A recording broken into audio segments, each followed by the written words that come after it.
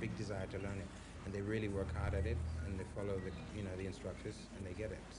We are doing quite a lot in the education sector to ensure that there is availability of skilled labor. We are the only ones that are giving free education to girls without regard to the parents' political affiliation. On a continent where women are often second-class citizens, Gambia stands out as an exception, actively advancing women's rights and including them at all levels of government and business. Today we have a project which is unprecedented with its gender orientation. The contractor, a woman, myself, the consultant and engineer, a woman, Mary Senghor, and the lawyer who negotiated this contract, a woman, Miss Ida Drame. The sky is the limit for women in the Gambia.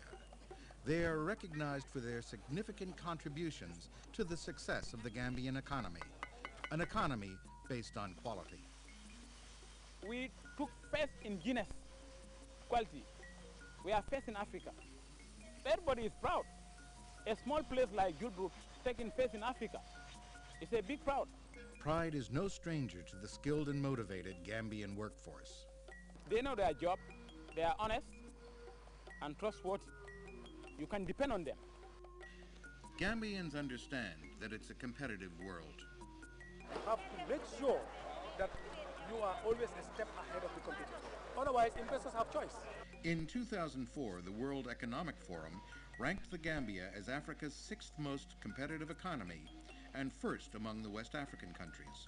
We are one of the smallest countries in Africa, and we are ranked one of the best in Africa. So in terms of transparency, in terms of the fight against corruption, in terms of political stability and good governance. Small, it is a great advantage because it is easy to organize logistics, for example, for investors. GIFSA, the Gambian Investment Promotion and Free Zone Agency, is the one-stop shop for streamlining the process for setting up a business. We established this agency to deal with all matters relating to attracting and establishing an investment in the country. Everything will be done ranging from land issues, immigration issues, licensing issues, and even if you are conducting a feasibility study. Because it's so small and the government is so small, we can, talk to the top people in any department and, get a final answer on any question we have. The Gambian Chamber of Commerce and Industry is actively working with the government to promote private sector involvement in the future development of the country. In the last 3 years, we have heavily invested in the Gambia and have modernized all our banking premises and also the processing systems to world standards. It's easy to provide backup infrastructure service for investment.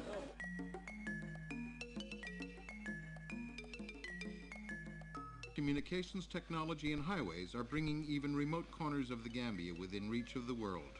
The infrastructure all around here is growing. It's grown in the Gambia, it's grown in Senegal. They're building roads all the way through Senegal. This particular road is going to go all the way up to Gibraltar. 03, clear to land runway. Daily flights touch down on new runways at the Banjul International Airport. Banjul is one of the most modern and well-equipped airports in Africa. Within the sub-region, we have the longest runway. So that's why NASA is using it as their landing site. There are certain countries, you have to drive 1,000 kilometers from the hinterland to access certain facilities. That is not the case with Gambia. Modernization is everywhere.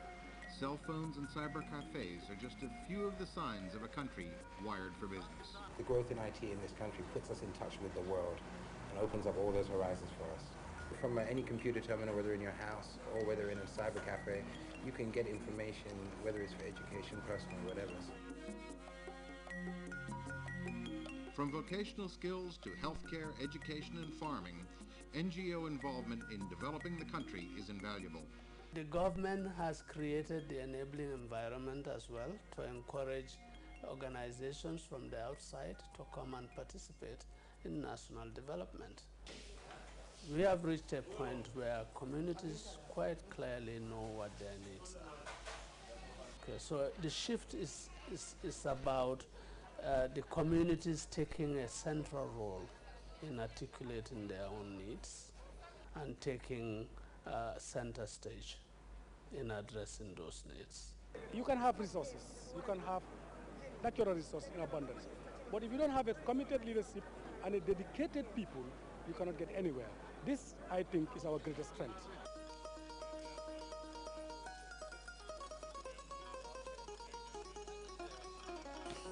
Which better place can we live in West Africa better than Gambia? Hustle-free, people are proud but friendly enough. People are peaceful. In fact, shall I say the most peaceful country within West Africa.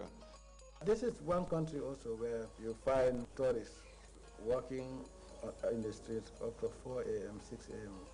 There are good schools there. I know people who have come from the States and their children were born there and lived there, for most of their lives, and we're very happy about it. You're guaranteed 12 months of the year sunshine, between breaks in the rain, of course, this time of year, but there's a dry season of 8 months where you're guaranteed no rain at all.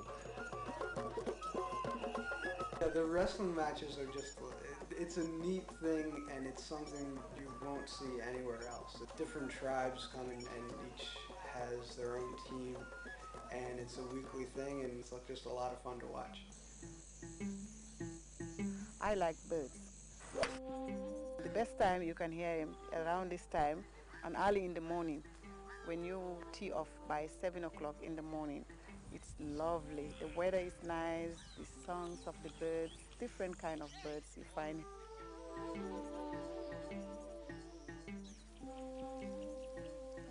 Normally you see like these huge lizards, and normally in England you don't like really see any lizards, and monkeys as well. You see them in zoos, not like in their natural habitat really. There's bars, there's restaurants, there's casinos, there's the beach. There's kind of the local nightlife, and it's just a lot of fun being there.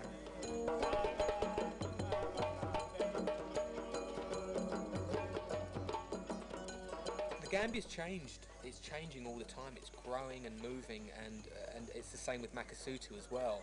We feel that we're in the right place at the right time. If governments, if the World Bank, if all these people are doing something for the infrastructure of this region, then I'm willing to be part of it. They don't pump in their money because government wants them to. They pump in their money because they think it is profitable and it will be a viable investment over time. And if we, as a very poor African country, as the smallest country, one of the smallest countries in Africa, if we can achieve what we've achieved in 10 years, imagine what the next 10 years could be.